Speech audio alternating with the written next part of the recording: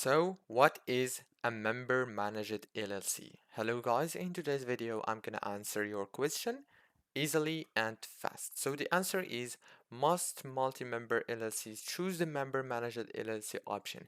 In a member managed LLC, all members participate in the decision-making process and the work of the company's significant decisions such as entering contracts and securing loans must have approval by most of an LLC's members.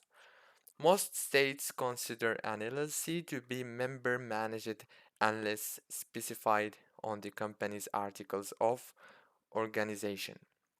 While states don't require one, a member managed LLC should have an operating agreement explaining each member's responsibilities in running the company, decision-making authority, and how profits should be distributed among members. The member managed management structure may be preferable if the LLC members want to be actively involved in the company's work, like producing, selling, or supporting the production of the sales.